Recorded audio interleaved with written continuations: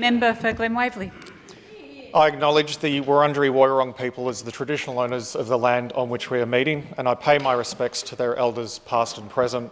And I acknowledge the Wurundjeri and the Bunurong people as the traditional owners and custodians of the land that makes up my district. It is an honour to rise in support of the Statewide Treaty Bill 2025, a historic step to right the oldest and deepest wrong in our state's story. This bill is not only about law or recognition, it's about truth, respect, and the act of finally placing First Peoples at the centre of Victoria's future, where they have always belonged. At its core, this bill recognises something simple yet powerful. Sovereignty was never ceded, and justice delayed for more than 2 centuries must now be delivered. Victoria, as we know it, was built on lands taken without consent or treaty. Colonisation was not a peaceful meeting of cultures. It was a violent rupture that tore families, languages and spiritual connections apart. The treaty process asks us to listen, truly listen, to the voices of First Nations Victorians, whose laws and cultures have guided this land for more than 60,000 years. And as we listen, we must reckon with the truth of how British colonialism shaped not just this continent, but the world. Colonisation was not an accident of history.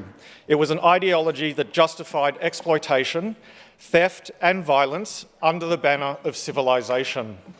Its reach was global, from South Asia to the Caribbean, Africa and Ireland, where communities were uprooted, resources plundered and self-determination denied.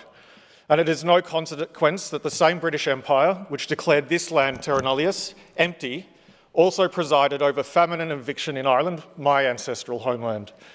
In the 1840s, as blight ravaged Irish crops, the British government, blinded by arrogance and ideology, refused to act.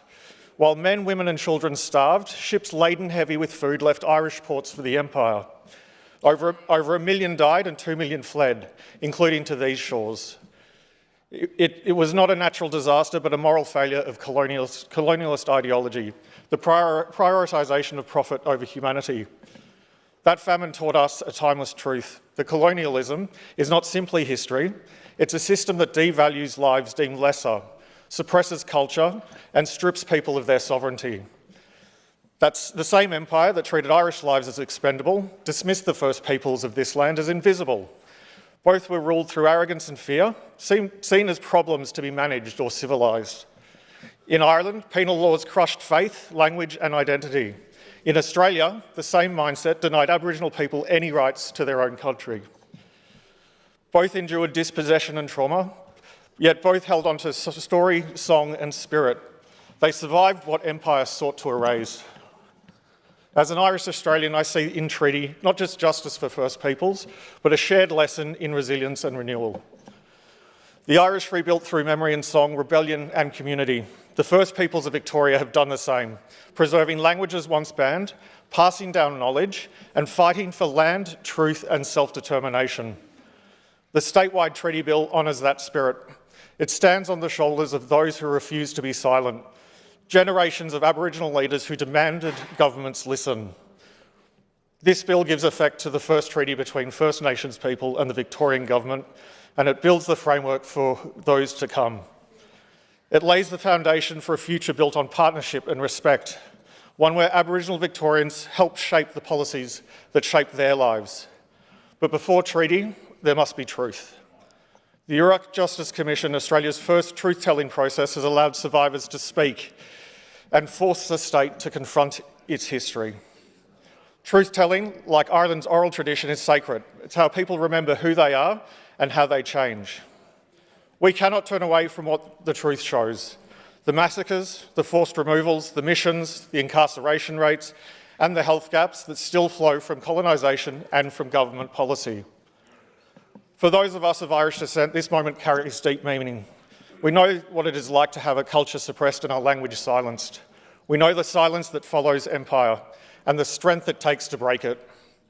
We know the wound colonisation leaves behind, and because we know, we stand in solidarity with those who have suffered the same. If Ireland's famine taught us anything, it is that conscience must never be dulled by distance or indifference. The ships that left Cork while people starved remind us that power without compassion is tyranny. This bill ensures victory does not repeat that mistake. Now, some say treaty divides us. I say it unites us on honesty and respect. And you cannot build a fair future on a lie. Acknowledging the First Peoples of this land and their enduring sovereignty does not diminish anyone else's belonging. It strengthens our shared one. When most of Ireland was finally won independence, it did not end hardship, but it meant Ireland's future was at last decided by Irish hands. So too must the First Peoples of Victoria have a voice in shaping theirs. That is not division, that is dignity. Acting Speaker, the Statewide Treaty Bill 2025 is an act of moral leadership. It honours the world's oldest living cultures and acknowledges the shared wounds of empire. It tells our children we are not afraid of truth, that we can face our past and rise stronger for it. Let us not be timid. Let us be worthy. When the story of the 60th Parliament is told, may it be said that we chose reconciliation over denial, justice over convenience, and courage over silence. Let this be our legacy, a Victoria where the ghosts of colonialism and past government policy no longer dictate our future, but where respect and partnership light the way forward. I commend the bill to the House.